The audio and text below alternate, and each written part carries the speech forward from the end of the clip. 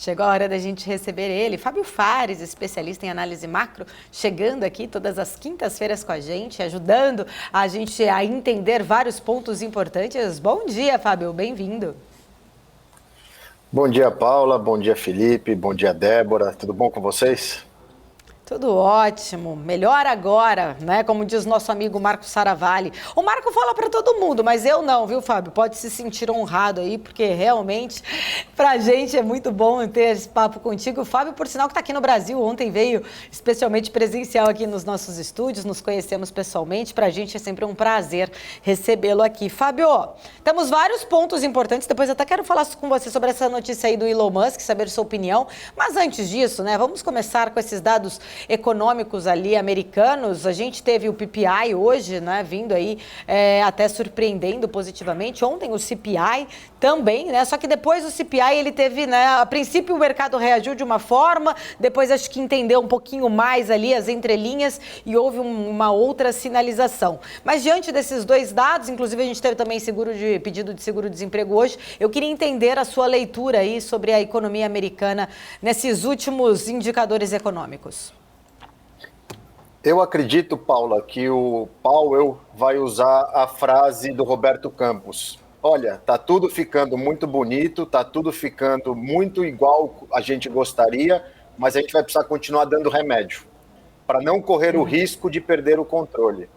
Vamos lembrar que há um mês atrás, antes da crise dos bancos, o mercado acreditava que os juros ia para 6, 6,5, talvez até 7, por causa dos dados. E a coisa começou a melhorar.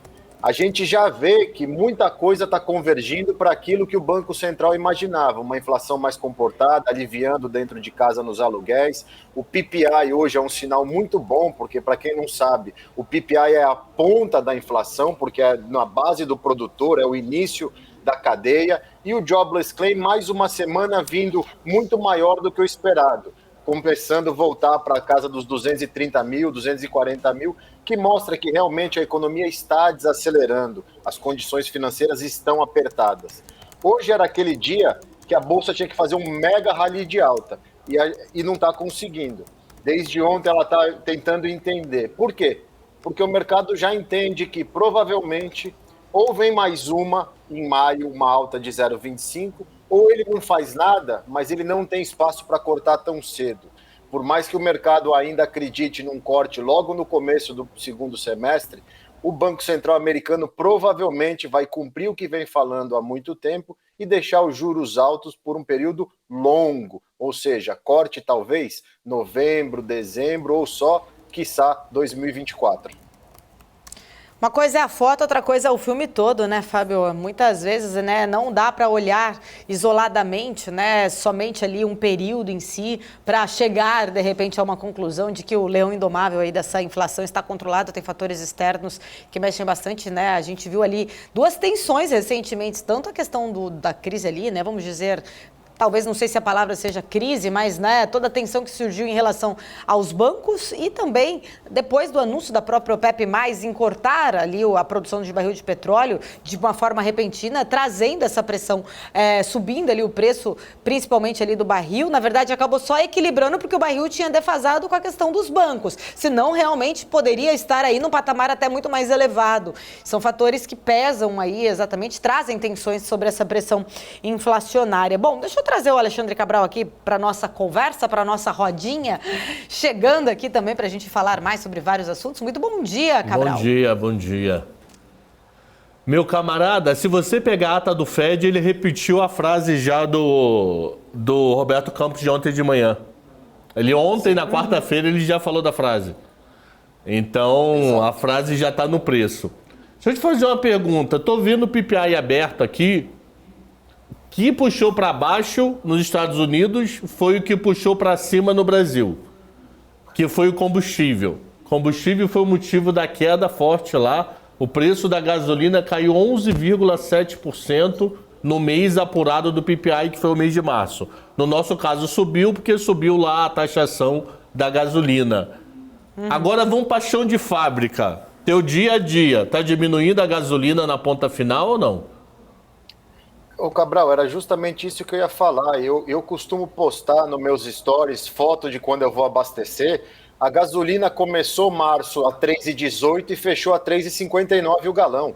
Então, assim, a gente até não entendia, porque o petróleo... Lembra que a gente conversou, que você me explicou? Não, isso é porque estão desfazendo a posição de... A gasolina só sobe nos Estados Unidos. Agora que eu tenho um carro híbrido que faz 30 milhas com a tomada, está começando a ficar aliviado, mas abastecer uma vez por semana o tanque está ficando cada vez mais caro. E isso reflete o que eu estava conversando ontem, tanto no podcast com o Felipe, como depois na bancada com a Débora, o supermercado está caro ainda.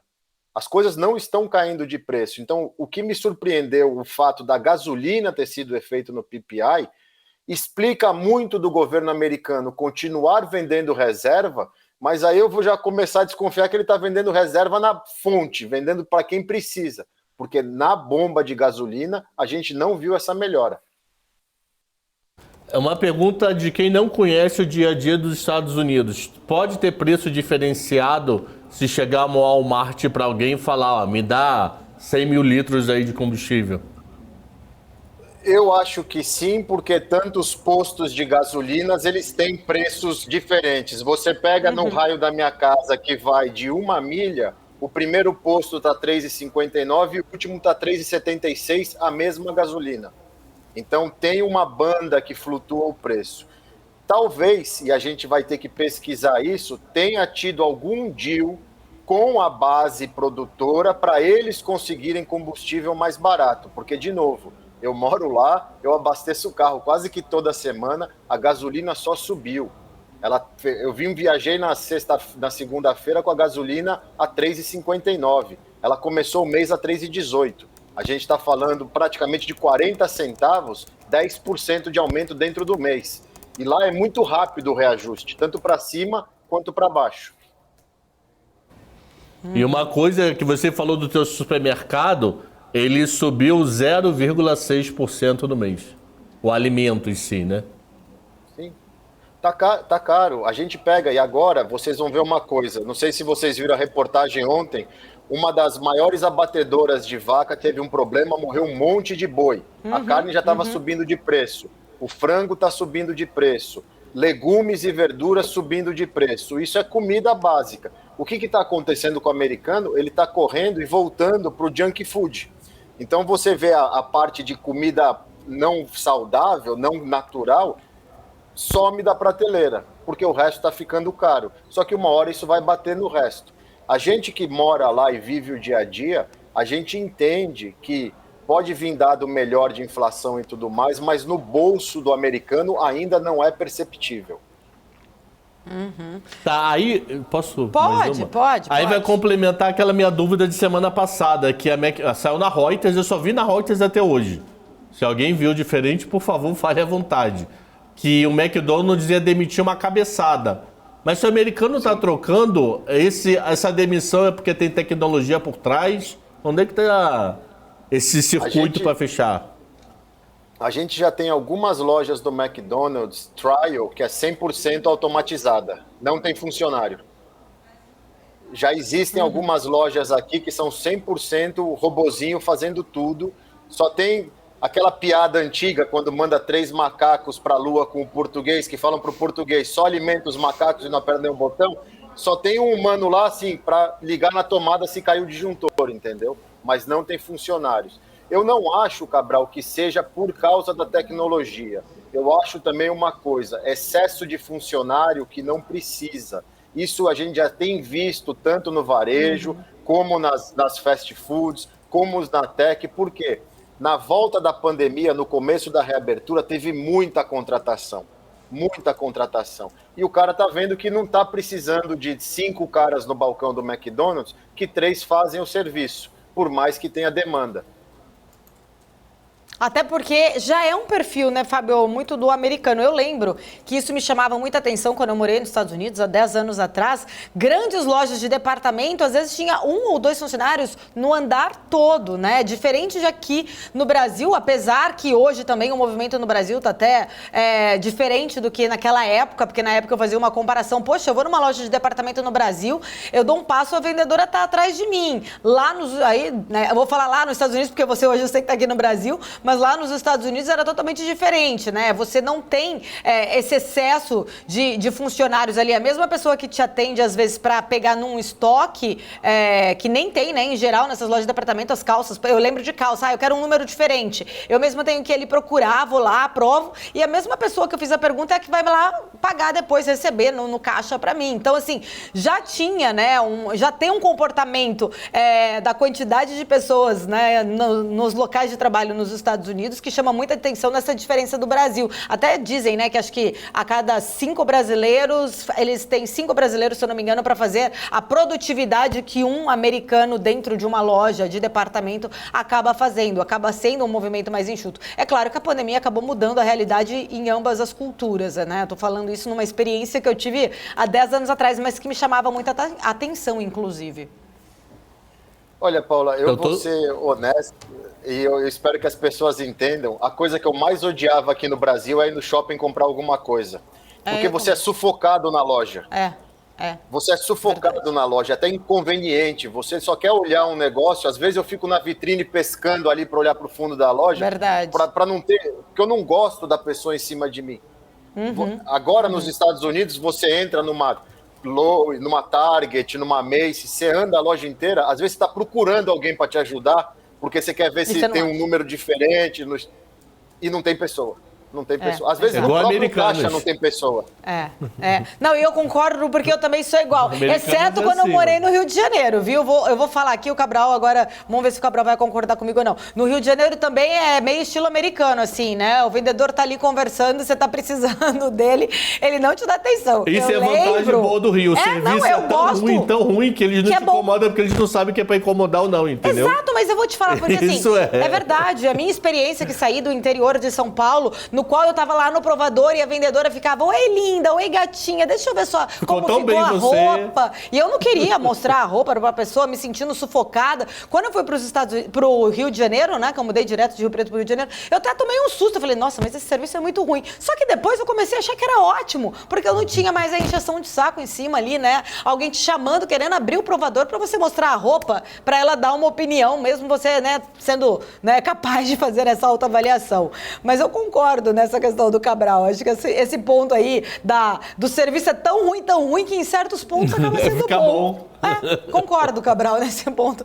Eu prefiro o estilo americano e carioca de ser do que bajulador. Mas, né, voltando aqui em questão do mercado, queria falar do dólar agora, Fábio, até por sinal.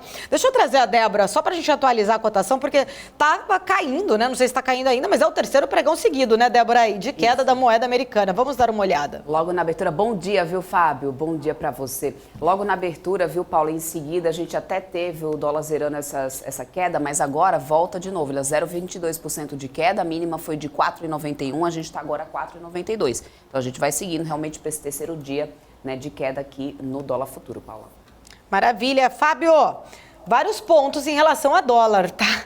Depois você ainda quer entrar na questão do Lula lá do dólar, mas antes disso, né, vamos falar um pouco mais sobre essa queda aqui do dólar especificamente, né? O terceiro pregão aí, como a Débora trouxe aí pra gente. É claro que a pergunta do dólar é aquela pergunta mais difícil, né? É ruim para quem pergunta e é ruim para quem responde, porque é uma bola de cristal aí praticamente. Mas ontem eu ouvi uma fala de um dos nossos convidados aqui que me chamou muita atenção, inclusive André Moraes. Estava aqui pela manhã no Pre-Market, eu estava aguardando para entrar no ar e eu ouvi, achei muito interessante. É muito difícil falar de dólar, mas a visão dele é muito mais fácil. Você vê um dólar com uma notícia catastrófica chegar aos 6, voltar a subir muito mais rápido do que a gente ter perspectiva de que ele continue nesse atual patamar aí, né, abaixo dos R$5 por muito tempo. Mas eu queria entender a sua visão, afinal a gente está nas mínimas nos últimos 10 meses e esses dados americanos acabaram ajudando, né, inclusive para estar nessa cotação.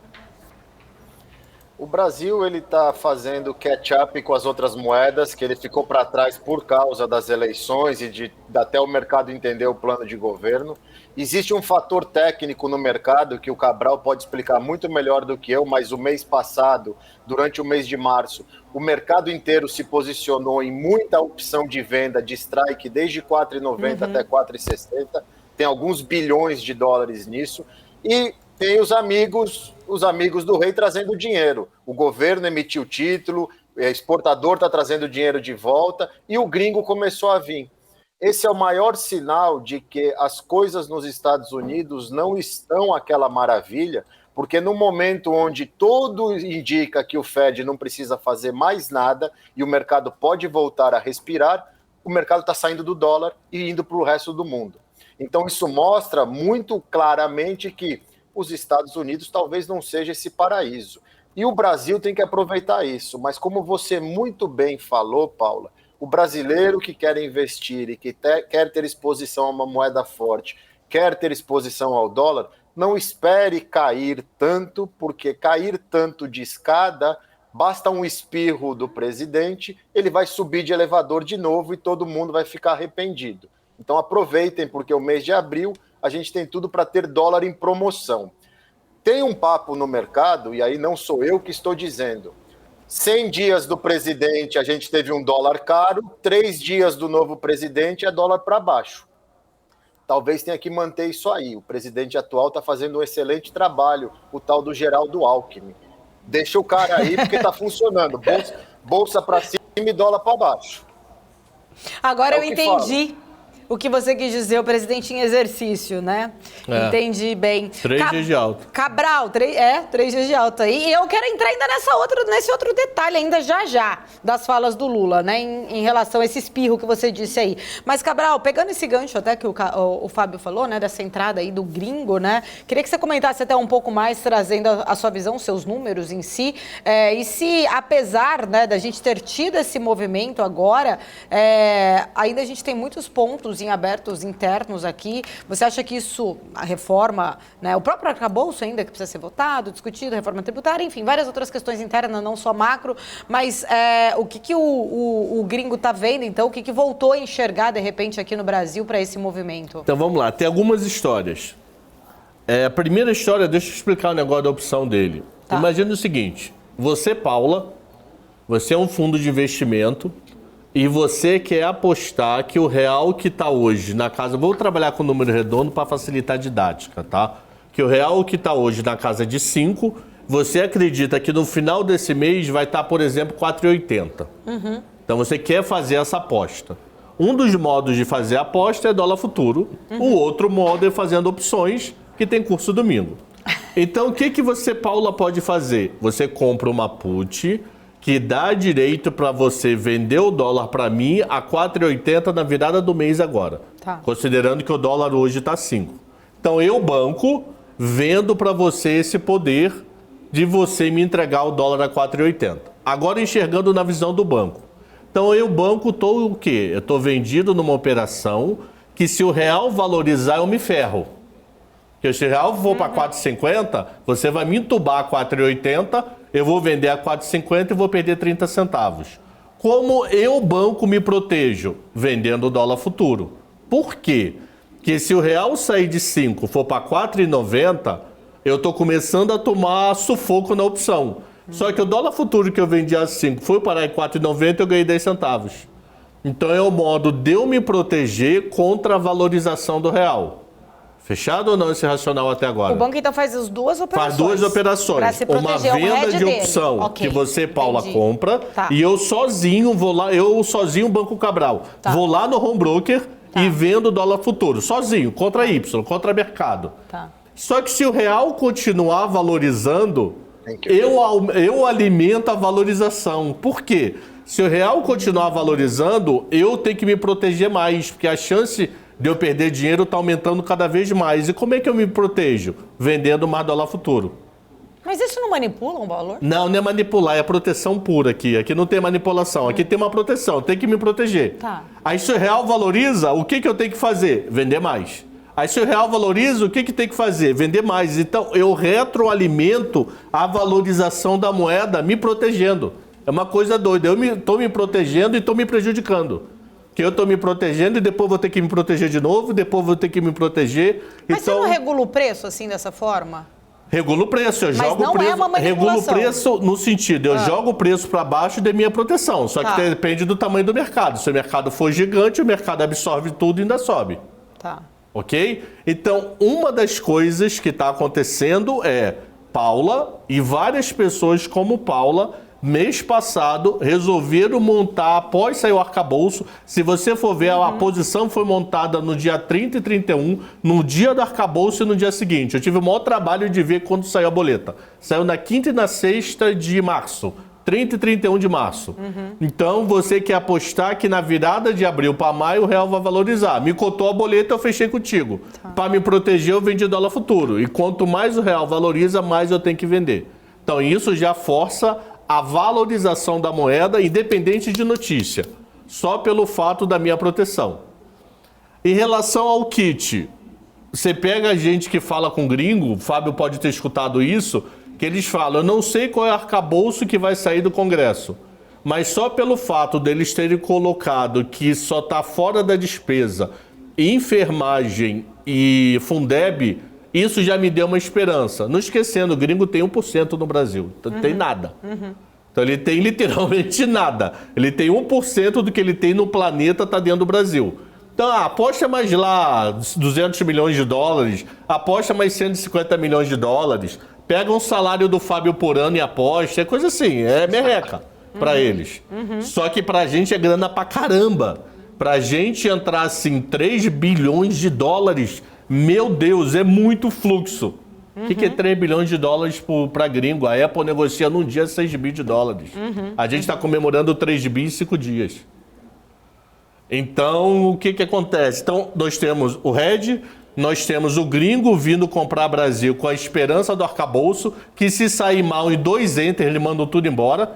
E eles entraram pesado nos últimos 2 leilões de LTN e NTNF. E hoje é um dia de leilão. Vamos ver daqui a 1 hora como é que vai estar. Então, eles entraram porque eles compraram esse kit novo teto dos gastos devido aos 70% lá tá tabelado. Se no Congresso deturpar tudo, acabou, ele sai em 2 tapas. Se a coletiva de segunda-feira que vai ter com Haddad e Tebet for uma droga, segunda-feira eles começam a sair. Isso para eles não é nada. O que é perder 1%? Zero? Ô, Cabral, só fiquei com uma dúvida. Ô, Fábio, desculpa. Não, só que fiquei com uma dúvida do peso da balança comercial no preço do dólar, já que você falou... Sim. Tá ajudando, Fábio. Tá tendo um fluxo mega positivo de entrada. Porque aí você falou essa questão que até levantei, né? Se é uma manipulação ou não. Desculpa, né? Sou leiga, tô aprendendo. Eu falo, eu sou aqui, tô com 2 mestres, tô aprendendo. Então, assim, quando você fala que ele vai tentando fazer esses movimentos para se autoproteger e trazer o valor da moeda, aonde entra o peso do valor que a gente exporta, na verdade, desse dólar que entra para cá? Entra na entrada de fluxo na porta dos bancos. Ah, tá bom. Ligaram pro Itaú. Itaú, eu tenho 100 milhões de dólares aqui para entrar. Transforma para mim em reais? Tá. O que Itaú vai fazer? Não precisa dos 100, precisa de 50. 50 ele vai ter que desovar no mercado. Ele não desova muito rápido. Aí ele imediatamente vende dólar futuro para poder desovar esses 50 milhões virtual. Ele fica travado. Aí com o tempo ele vai zerando os 2. Então o comércio exterior influencia de forma indireta. Não diretamente na operação de opções, mas no mercado de câmbio como todo. Fala, Fábio, desculpa. E tem mais um ponto muito importante que, se vocês repararem nos últimos dias, com essa melhora do mercado brasileiro, olha as cotas dos fundos locais. Todo mundo patinando. Por quê? Todo mundo comprado em dólar para se defender, está tendo que vender dólar também. Então você tem o mercado numa direção só. Numa direção só, só que foi como o Cabral falou. No primeiro espirro, o gringo tem zero amor. Só o brasileiro tem amor, o brasileiro é patriota, o gringo quer dinheiro. Então, no primeiro espirro, isso explode para cima de novo. Por isso que tem que tomar cuidado. Nada mudou no Brasil. A gente apenas tem relances de uma possível melhora fiscal, um arcabouço que vai ser aprovado, um governo que vai começar a trabalhar do jeito que imaginava e vai ter musculatura, porém, nada mudou, é só expectativa. E para o gringo, 0,5 para cá, 0,5 para lá, não mexe no livro dele. Ele põe no Brasil, se der certo, deu. Se não der, ele tira na hora. E a gente cansou de ver isso. Então, a gente está vivendo aquela que a gente chama de tempestade perfeita. O mercado inteiro na mesma direção, que nesse caso é bom para o Brasil, porque eles estão comprando ativos brasileiros, os gringos entrando e os fundos locais se desfazendo da aposta de vamos esperar para ver o que vai acontecer, devolvendo o dólar, começando a comprar bolsa de novo e tudo mais. Só um detalhe curioso, o último vencimento de opção, que foi de fevereiro, gringo saiu de 3 bi naquele dia. E até hoje não voltou, tá? Ele voltou um pedaço, mas não voltou tudo até hoje desse 3 bi. Ó, quero 17 de fevereiro. Quero continuar no assunto, tem um tema Fevereiro aqui... não, tem 2 meses, desculpa. Imagina, eu quero continuar no assunto, tem um tema, uma pergunta importante, mas eu preciso fazer um intervalo, porque eu estou atrasada. Marlene Matos já está brigando comigo aqui, então nós vamos para um rápido intervalo comercial. Volto já para a gente falar mais, principalmente entender agora a visão aqui desses dois feras sobre essa questão do dólar, né? Depois que o presidente Lula lá na China acabou falando ali sobre a questão da força hegemônica do dólar aí, que deveria, né, ser mudada, inclusive. Daqui a pouquinho a gente volta, então já. Continue aqui com a gente. As empresas que fazem parte do seu dia a dia estão em uma das maiores bolsas do mundo, a Nasdaq. E a boa notícia é que você pode investir nessas empresas diretamente pela Avenue, sua corretora nos Estados Unidos. Com os dados das ações dos Estados Unidos fornecidos pela Nasdaq em tempo real, o cliente Avenue pode acessar diretamente as maiores bolsas do mercado americano. Entre neste mercado de tecnologia e inovação. Acesse avenue.com.br/Nasdaq e seja bem-vindo ao mercado global. Você está cansado da mesmice, negociando em plataformas com ferramentas desatualizadas? Falta variedade e funcionalidade? Aproveite nossa grande seleção de ferramentas de trade, baixas taxas de negociação, suporte em português 24 horas por dia, com mais de 200 criptomoedas disponíveis para trade e a facilidade de depósitos com Pix. Aproveite o futuro agora. Bybit. Abra sua conta hoje mesmo. Bybit.com.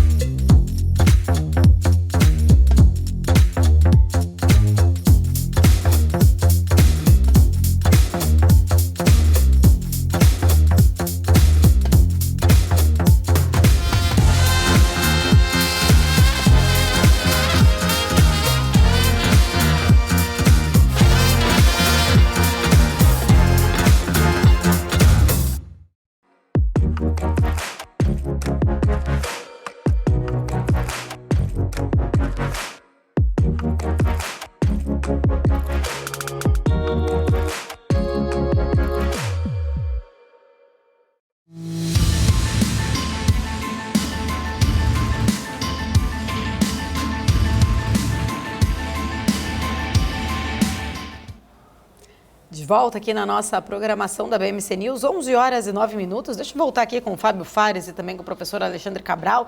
Estávamos conversando, né, sobre vários temas, falando em dólar especificamente. Queria entender primeiro, né, a opinião de vocês sobre o fato aí mais recente, o Lula lá na China. A gente vê Lula muito preocupado e principalmente, né, já teria sinalizado em voltar a fazer muito a política externa, inclusive já esteve lá nos Estados Unidos com um discurso bem diferente do que o de agora na China, mas o de hoje, né, especificamente ali, muito mais alinhado à China, ele acabou fazendo muitas críticas em relação a esse poder hegemônico da moeda do dólar, né, até inclusive argumentando por que o dólar é essa moeda universal, por que não o real, por que não o peso, por que não então uma outra moeda. E eu queria entender, primeiro, Fábio, a sua visão em relação a essas falas do presidente, se isso pode ser um espirro, né, no qual você estava falando ali agora há pouco, como que os agentes de mercado vão interpretar exatamente essa fala dele, e se você acredita que isso também pode, de alguma forma, né, atrapalhar, apesar da China ser nossa principal parceira comercial, os Estados Unidos também é um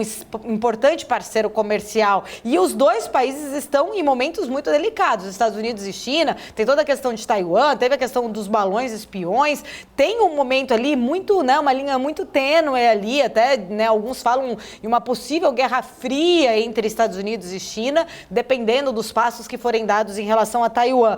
Quais os riscos do nosso presidente ter uma fala como essa neste momento, na sua visão, Fábio? O Lula é muito bom. Eu tô sem o áudio do Fábio. Agora sim, voltou. Eu achei que estava mutado, mas era aqui. Pode falar, Fábio. O presidente atual, ele é muito bom de jogar para sua plateia, entendeu? Ele sabe falar onde ele está para agradar o público da onde ele está falando. Eu insisto nisso, e até saindo daqui eu vou fazer um podcast ao vivo com o Bruno Perini aqui em Alphaville, justamente sobre esse tema, sobre o dólar. Eu só vou me preocupar com a hegemonia do dólar na hora que tiver aquela perigo monumental, aquela, com todo respeito, aquela cagada global, e ninguém comprar dólar e comprar título do governo americano, comprar outra coisa. O dia que isso acontecer, eu vou falar, opa, o dólar está perdendo a importância. Porque hoje em dia, todo mundo gosta de criar um clickbait. Ele, principalmente, adora. Ele foi, inclusive, o precursor antes da rede social, ele adorava criar clickbait e as pessoas ficar falando. Mas, desculpa, não entende de nada. Simples assim. Ficou 16 anos ali, não fez porcaria nenhuma, voltou agora e já está mostrando que não entende de nada. Eu duvido que a China consiga ganhar espaço no mundo como moeda de reserva de valor, como moeda de confiança. Moeda é confiança. E ninguém confia no chinês. Inclusive, é importante a gente falar uma coisa muito importante que está todo mundo ignorando. A China está cheia de problema do lado dela, fala que vai crescer, fala que vai fazer, e até agora está parecendo bug na duna, só patina. Saiu os dados de mercado imobiliário dela horrorosos, caiu tudo quanto é coisa. Um grande investidor está se desfazendo de todas as posições de China, inclusive a Alibaba. Pô, você vai se desfazer de posição agora que o país vai voltar a crescer? Nada se fala lá. Agora, ele está lá para falar para a plateia. Eu gostei muito, eu queria que o Cabral me explicasse, porque ele foi genial hoje de manhã no 7h10, que dizem, né, que ter colocado a Dilma como presidente do BRICS é um movimento dos Estados Unidos para acabar com a China de vez. Então, assim, eu não me preocupo com a hegemonia do dólar, eu me preocupo muito mais com essa posição que o Brasil toma, porque o ano que vem tem eleição nos Estados Unidos. E provavelmente a gente vai ter uma alternância de poder entre democratas e republicanos.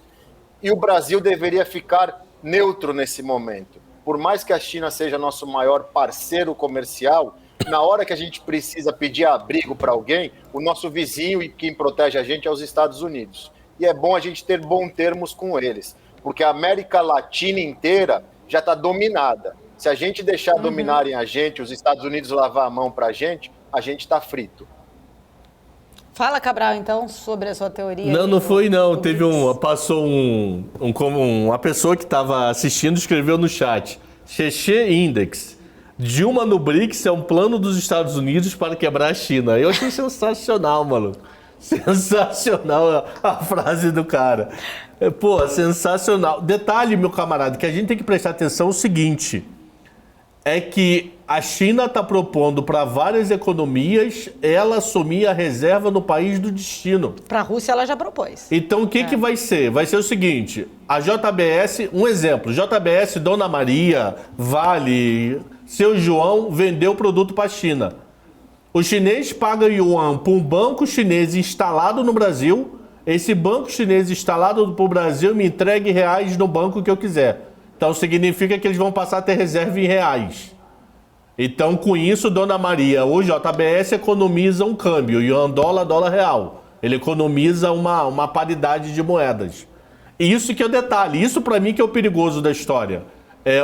Pra gente é mais prático, mas o quanto ele vai o poder de fazer isso no mundo todo, tá? Ele não vai fazer isso com euro, provavelmente, nenhum país da Europa, e nem com dólar. Mas esse Brasil, Argentina, Chile, Colômbia, sei lá, Marrocos, Argélia, alguns países assim, eu não duvido que ele passe a ter. Porque o que acontece? O cara tem 3 trilhões de dólares. Tá, aí você falou se ele tiver 100 bilhões de reais, não é nada no mundo dele. E ele corta o dólar no meio do caminho. Mas até que o banco chinês vai ser instalado no Brasil agora. Ok, mas não vai por água abaixo aquele plano do Mercosul com a União Europeia? Se acontecer isso? Não, porque ele só está trocando a moeda. O detalhe aqui não é parceria comercial, é só escambo, é só a paridade da moeda. Mas a União Europeia não aceitaria, né, na verdade, fazer esse tipo de transação com a China, um exemplo. Não, aí, então, ele não vai nem para a Europa nem para os Estados Unidos com esse objetivo. Fato. Mas ele vai pegar a Colômbia, vai pegar a Argentina, vai pegar Brasil, vai pegar Norte da África, vai pegar um pedaço da Ásia, que para eles não muda nada. Só que aos poucos vai minando o dólar. Porque dependendo do volume que isso for, ele pode pegar 15% do fluxo de câmbio de comércio exterior, se o plano der certo, que eu não tenho a menor ideia se vai dar. Mas esse é o objetivo deles. Fala, Fábio, concorda? Eu acho. Acredita, na verdade, né? Eu acho que nós já estamos numa guerra fria. Isso vai só se intensificar. E eu não duvido nada que já a gente vai começar começar uma guerra real, porque todo mundo precisa hoje em dia, os grandes países, infelizmente, por incompetência e por abuso do oba-oba nos últimos anos, estão todos quebrados, desde os Estados Unidos até a Europa, até a própria China, e uma guerra equaliza tudo. Então, infelizmente, esse míssil da Coreia do Norte, o alerta lá no Japão, a briga em Taiwan, está tudo se juntando para já um estagiário apertar um botão sem querer e a gente começar uma guerra, para daí você zera a pedra e vamos reconstruir. A China vai fazer o que ela precisa para tentar conseguir. O dólar hoje tem 60% do comércio global de valor de troca, de moeda. 60% é o dólar. Daqui a 10, 15, 20, 30 anos, talvez seja 45 com 15. Agora, uma coisa que a gente vê hoje, o grande erro da China nos últimos 5 anos foi se livrar do dólar, porque ela também está travada. Então ela tem que... Olha os lugares que o Cabral falou. Colômbia, Argentina, Marrocos, desculpa, vai virar desenvolvidos contra emergentes. Não, esquece. Mas para a economia chinesa é o melhor dos mundos. Ele vai lá e vende, continua vendendo horrores para esses países. Sim, tanto que a balança comercial chinesa que foi anunciada, as exportações para os Estados Unidos caíram em 17%, e as importações ficaram marginalmente em linha. Já mostra que existe uma guerra fria. Qual que é o grande problema? Tecnologia. Os Estados Unidos não vai perder a tecnologia de ponta que tem tão cedo. E você não vai conseguir fazer um colombiano, um marroquino, um brasileiro, um argentino criar tecnologia com a capacidade que os Estados Unidos têm. O que eu acho engraçado, a gente fala do dólar e tudo mais, só que até hoje o mundo inteiro vem estudar nos Estados Unidos. O que tem de chinês em faculdade americana é absurdo. Sabe como os Estados Unidos acabam com isso? Corta o chinês nos Estados Unidos. É que os Estados Unidos não pode fazer isso. Esse é o grande erro dos Estados Unidos. Fecha a porta para o chinês, proíbe ele de ir lá estudar. Acabou o poder intelectual dos caras. Diminui E fora que o poder da democracia, o poder da democracia já muda toda a base de comparação. E só para completar, você falou em relação, né, a diminuir a questão dessa dependência, principalmente em relação à tecnologia.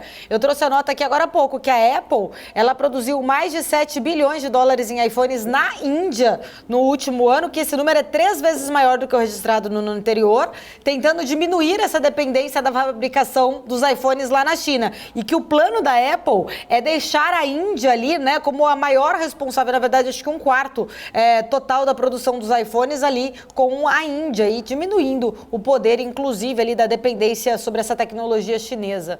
Vai mostrando essa guerra fria acontecendo, aos poucos aí minando, né, ainda mais essa dependência tecnológica de lá. E Taiwan é o ponto mais sensível em relação a esses, né, essa questão dos semicondutores aí dos dois países, né? Olha, Paula, se eu posso fazer uma propaganda, eu recomendo todo mundo, então, hoje, acho que 12:30, o Felipe pode confirmar, escutar o podcast que a gente gravou ontem, que é justamente sobre isso. Tudo se caminha para um mundo desglobalizado, com as cadeias de produção cada vez mais espalhadas e próximas das matrizes, e com isso a gente vai ter mais inflação, porque não tem como você comparar um chinês que ganha $1 para ficar 24 horas trabalhando com um indiano que não vai querer ganhar isso, com um americano que não vai querer ganhar isso, inflação vai ser marginalmente mais alta. E aquela história do oba-oba de juros zero, juro negativo, acabou. Com isso, os juros não tem como ficar negativo porque a gente tem inflação no mundo todo. A gente voltou para o que era antes, um mundo com um pouco de inflação e com juros reais positivos. Escutem o podcast que ficou muito bom. Já tá aí feito o convite. Ô Fábio, eu sei que você tem, inclusive, compromisso, mas eu não posso deixar de te perguntar uma última pergunta. Dá tempo? Posso? Você tem 5 minutos? Tempo. Eu tenho mais uns 9 minutos. Sim, então vamos lá, rapidinho. Eu só queria a sua opinião em relação a essa notícia que a gente falou mais cedo, que o Twitter fechou a parceria aí com a eToro, né? Fazendo a partir de agora a plataforma poder negociar ações, fazer já compras aí diretamente através dessa corretora. Como que você olha para esse assunto, né? Os pontos positivos ou também alguns pontos sensíveis em relação a até uma fiscalização para evitar uma possível manipulação em relação de ativos em mercado. A gente viu, né, e a gente sabe o poder dele em relação a isso, quando ele trocou até o símbolo lá pro Dogecoin, o que aconteceu com um criptoativo que nem existe na verdade. Mas eu queria entender, né, a sua visão em relação ao Twitter, essa rede social, ir migrando, se transformando aí até como um hub, até para negociações diretas aí de ativos. Olha, Paulo, eu olho com uma outra ótica, tá? Eu não gosto da Tesla, por exemplo, porque eu acho que é muito oba-oba, mas eu acho que o Elon Musk está se tornando um cara essencial no mundo para mostrar o caminho que a gente chegou de hipocrisia. E ele está tentando corrigir isso. Quando ele faz essa troca do passarinho do Twitter pelo Dogecoin, que não vale nada, e todo mundo puxa a moeda, ele está dando um sinal, ó, tá todo mundo irracional ainda. Tá todo mundo perdido no oba-oba. O Elon Musk trazendo um pouco da razão para as coisas ajuda. Essa parceria, se vocês forem olhar, quando ele comprou o Twitter lá atrás, ele já falou, eu vou transformar o Twitter na melhor plataforma de acesso bancário e de transações financeiras. O grande medo das pessoas que não queriam que ele pegasse o Twitter não é por desinformação, por censura, essas coisas. É porque ele tem na mão uma tecnologia agora de alcance. Lembrem-se, o Elon Musk fez o PayPal lá atrás. Foi o PayPal, né? Acho que foi o PayPal. O cara tem na mão dele uma tecnologia que, se ele consegue fazer transações bancárias por ela, quem precisa de banco? Plugando a primeira corretora, vai ser interessante ver a capilaridade disso e a usabilidade disso. Mas ele vai transformar o Twitter numa máquina de meios de pagamento e transacionais que pode ser revolucionário. E ele já provou que é um gênio. Um cara que faz um foguete da ré, coisa que ninguém imaginou, é capaz de qualquer coisa. O principal ponto que eu estou admirando cada vez mais a pessoa do Elon Musk é que ele está tentando mostrar que o mundo perdeu os valores e que a gente precisa se reencontrar. Essa história de censura, tem uma entrevista dele antes de ontem com um repórter da BBC que tentou falar que o Twitter ficou pior depois que ele assumiu. Ele falou, me dá um exemplo, e o cara não consegue dar um exemplo. Todo esse bando de woke vindo para cima dele, por quê? Porque ele mostrou a hipocrisia. Olha as vacinas, o que estão acontecendo agora. Por que o Ministério da Saúde agora está proibindo vacina porque dá trombose, coisa que falavam lá atrás e chamava todo mundo de maluco? A verdade, no tempo, ela vem. E é muito bom que tem alguém tentando jogar a verdade. Porque no mundo dominado por George Soros, a gente precisa ter uma força opositiva. E graças a Deus apareceu o Musk. Eu, inclusive, temo pela vida dele. Eu acho que daqui a pouco ele é capaz de sumir. Porque ele está fazendo tanto barulho, ele deu um discurso na conferência dos governos e tudo mais, falando, a gente precisa de forças antagônicas, não adianta ter um governo só, falando para líderes globais, e não está nem aí. A opinião dele é muito importante. Ele é um cara que está trazendo um contraponto para o mundo que está indo numa direção única, de um bando de líder que quer dominar o povo. E ele está falando, galera, isso é perigoso, vamos abrir o olho. Em relação à parte da corretora, eu acho que é um teste que pode ser muito bom. Eu não acredito em manipulação, eu acredito muito mais que ele está mostrando a irracionalidade das pessoas no desespero de qualquer coisa. Um cachorrinho que não vale nada, a moeda subir 80% num dia, é um sinal muito importante de ser observado. Maravilha, Fábio, sempre muito bom, sempre maravilhoso. Falta, na verdade, tempo, horas aqui, faltam horas para a gente continuar no nosso papo. Quero agradecer, muito obrigada mais uma vez por estar aqui com a gente. Casa é sua, volte sempre. Muito obrigado, foi um prazer conhecer vocês pessoalmente ontem. Obrigado por tudo que a BMC faz por mim. E a gente se fala na quinta que vem, de volta em casa agora. Tá certo.